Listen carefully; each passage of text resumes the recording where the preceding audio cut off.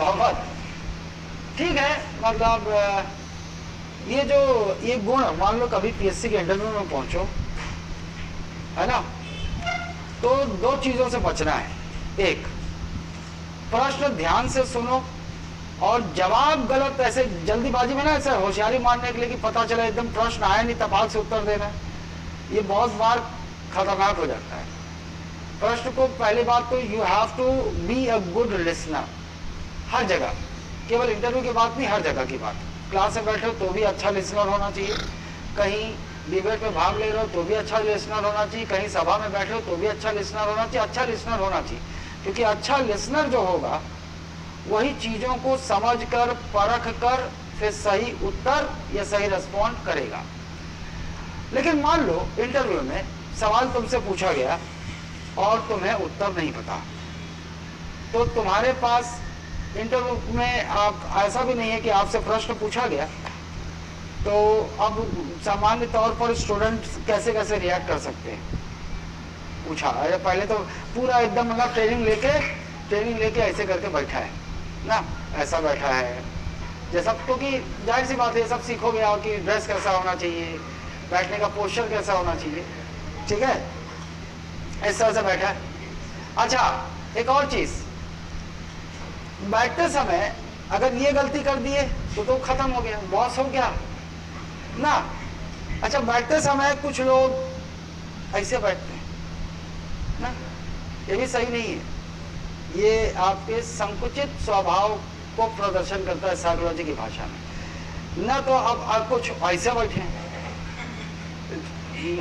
हमारा है, मतलब आप ऐसा आराम से सामान्य परिस्थिति में ऐसा बैठे हो, है ना, या फिर आप ऐसे बैठ सकते हैं, ऐसे बैठ सकते हैं, ऐसे बैठे हैं आप, और ऐसे करके बैठे हैं तो भी नहीं चले, मतलब पोस्चर सीधा होना चाहिए, ठीक।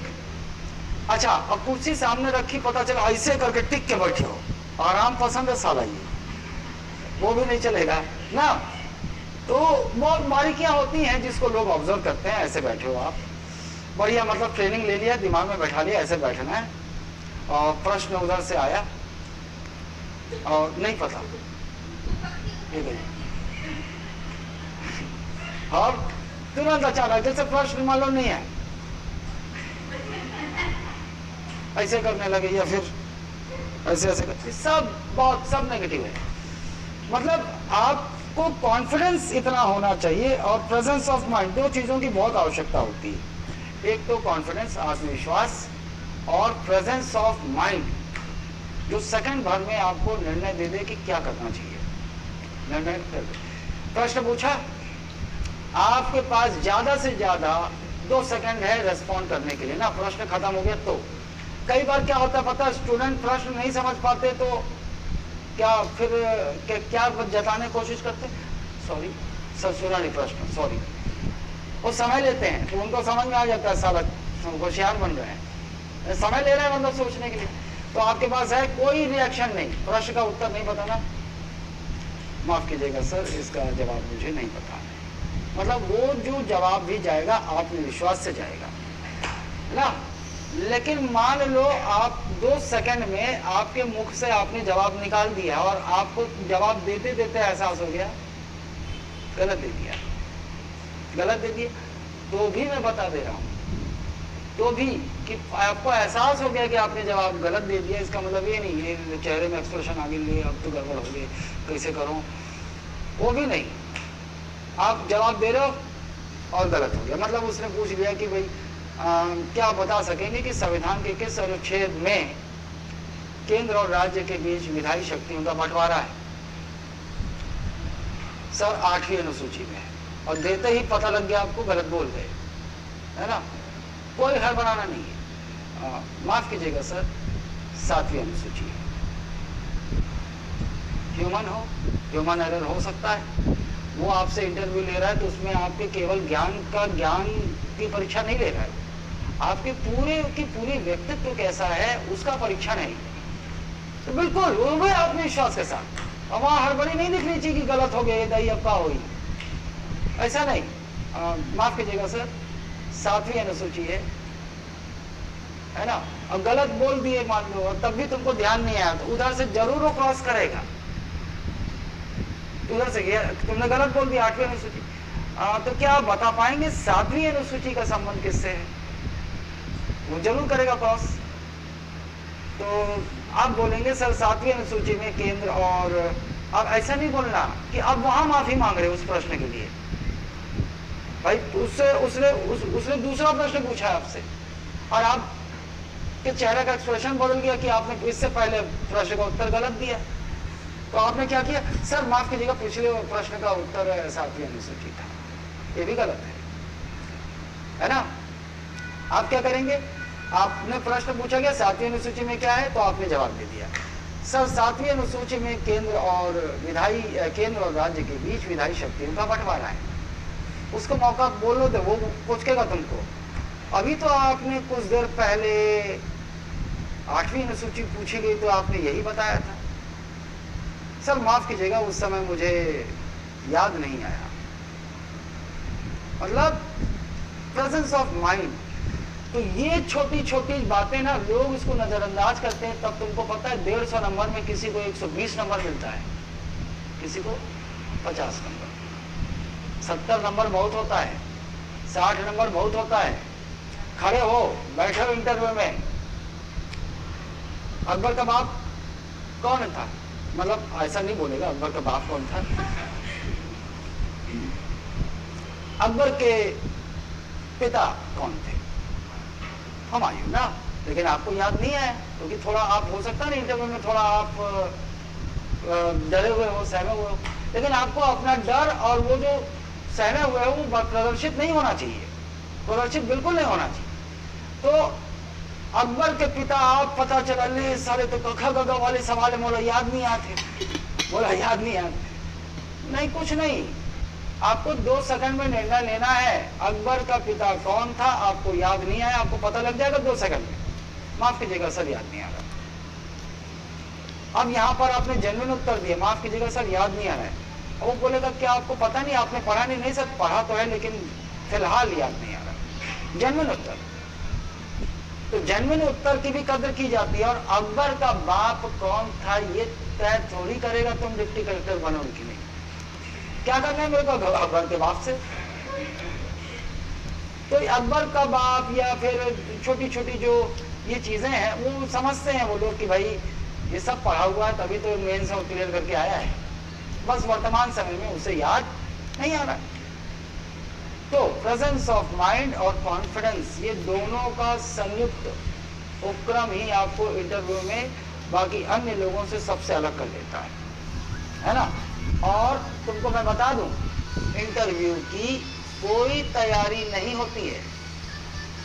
वो तो मेंस का रिजल्ट आने के बाद, एसआई का मेंस का रिजल्ट आने के बाद दुनिया भर की कोचिंगें जो इंटरव्यू लॉन्च कर देती है ना, उसके पीछे केवल एक ही मकसद है, जो उनके यहाँ कभी प्री या मेंस पढ़े नहीं उनके चयन के फोटो उनके पास आ जाएं और उसका चयन का प्रचार करके छात्रों को मूर्ख बनाएं। कुछ नहीं होता।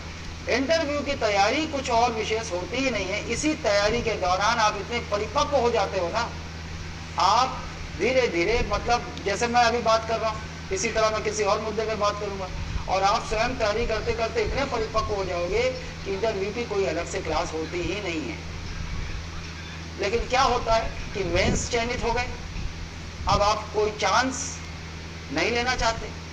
तो इसी चीज को जानती है कोचिंग, इसीलिए दुनिया भर के देखना सब जगह 2-4 लोगों को बुला लेंगे, 4 लोग बैठ जाएंगे और इंटरव्यू मॉक इंटरव्यू शुरू हो जाएगा।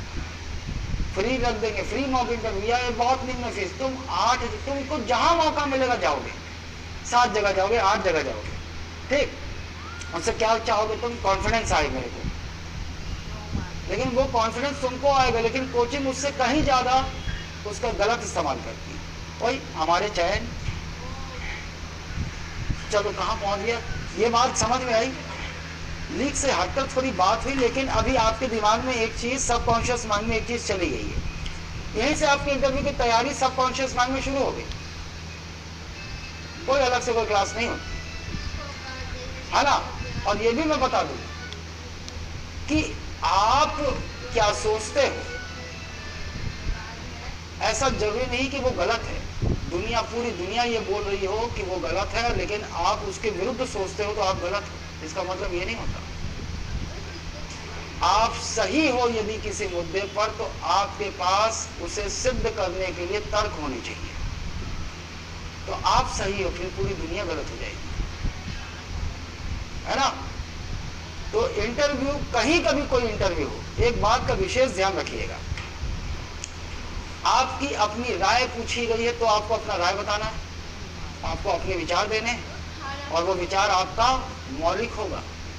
आप जो सोचते हैं वही जेन्युइन उत्तर दो, बनावटी मत दो, लेकिन उस उत्तर के लिए आपके पास सॉलिड तर्क होना चाहिए। ऐसे प्रश्न का उत्तर दे दो, साला तुम्हारा नंबर वहीं तय हो जाता है। अकबर का बाप कौन था ये फर्क नहीं करता, फर्क ये पड़ता है शानदार व्यक्तित्व, इसका प्रेजेंस ऑफ माइंड, विश्लेषण की क्षमता, यही तो चाहिए एक अफसर में, है ना। और एक और किसी भी इंटरव्यू में एक और बहुत महत्वपूर्ण चीज होती है, वो होता है जो समसामयिक मुद्दे जो चल रहे हैं ना राष्ट्रीय और अंतर्राष्ट्रीय स्तर पर, इन मुद्दों पर आपकी पकड़ क्या है, और कुछ संवेदनशील मुद्दे, बड़े मुद्दे, उन पर आपका विश्लेषण क्या है। मतलब उसकी पकड़ होगी उस मुद्दे की पूरी, तब तो उसके प्रोज एंड कॉन्स आपको पता होंगे, और जब प्रोज एंड कॉन्स सारी चीजें पता होंगी तब आपका विश्लेषण करोगे कि क्या हो सकता है और क्या सुधार हो सकता था। तीसरी महत्वपूर्ण बात, कभी भी कोई भी कैंडिडेट सेंट्रल गवर्नमेंट हो या स्टेट गवर्नमेंट के विरुद्ध अगर बोला, मतलब वो अच्छा अफसर नहीं होने वाला है, ये ध्यान रख लो। क्यों? क्योंकि भाई आप चाहे भले आईएएस बन जाओ, आपके अपने सुपीरियर के आदेश मानने हैं आपको ना, और जो इस तरीके का व्यक्ति होगा वो क्या करेगा, वो क्रांतिकारी स्वभाव का हो सकता है, मतलब नहीं मानता आदेश, और ऐसे लोगों को कभी भी ब्यूरोक्रेसी में या कभी भी सरकारी उस पद सोपान में बर्दाश्त नहीं किया जाता, ये नेगेटिव हो जाएगा आपके लिए। लेकिन इसका अर्थ ये नहीं है कि सरकार हमेशा गलत सही हो ना, आपको सरकार का कभी भी, सरकार की किसी भी नीति और उसका विरोध नहीं करना आपको। हाँ, वही आने वाला था, समझ गए आप। सरकार क्यों? क्योंकि आपका काम क्या है, सरकार की जो नीतियां हैं उसका पालन करना है, आपको आदेश मानना है। लेकिन अब इंटरव्यूअर ने स्वयं किसी मुद्दे पर पूछ लिया कि आप सुझाव दें कि सरकार इस योजना को बेहतर बनाने के लिए और क्या कर सकती है, या सरकार की इस नीति में आपको, आपके विचार में कहां पर लूप होल्स हैं। तो आपको, आपका अच्छा विश्लेषण होगा तो आप निकालोगे। लेकिन आप जानते हो, कभी भी, अभी भी आप सरकार की आलोचना तो करोगे, लेकिन आप सीधा नहीं करोगे।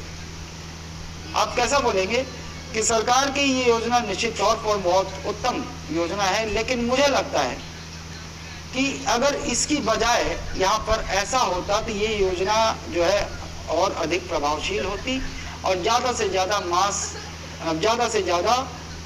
मास कनेक्शन होता इस योजना का, और अधिक सफल हो सकती थी। देखो, आपने क्या बोला, ये योजना विफल नहीं है। आप अपनी योजना में विफल अभी भी नहीं बोल रहे हो, आप क्या बोल रहे हो, और अधिक प्रभावशील हो सकती थी। सर, ये भी बोल सकते हैं कि ब्यूरोक्रेसी में इम्प्लीमेंट नहीं कर पा रहा है करके। बिल्कुल बोल सकते हो आप, आपके विचार में सर, बिल्कुल सर, ये योजना निश्चित तौर पर 100% बहुत इफेक्टिव योजना है, लेकिन मुझे लगता है कि इसके जो इम्प्लीमेंटेशन में कहीं कमी रह गई। यदि और जो है क्लियर निर्देश हों और ब्यूरोक्रेसी इस पर जो है थोड़ा सा और बढ़कर कार्य करे तो इसके उचित परिणाम और अधिक परिणाम मिल सकते हैं। आपने कुछ भी कहा, इसमें कुछ भी नेगेटिव लगा, आपने एकदम संतुलित बात कही, बिना विरोध किए सरकार की नीतियों का, और बिना ही किसी को एकदम कटाक्ष किए। यही होता है सही तरीका, है ना। अब लोग बोलेंगे, अब इस क्लिप को काट कर मैं डालूंगा कि इंटरव्यू की कोई विशेष तैयारी नहीं होती है। यही 3-4 मुद्दे हैं जिन पर आप ध्यान दो इसी तैयारी के दौरान, और आपका काम हो गया। ठीक, चलिए आइए।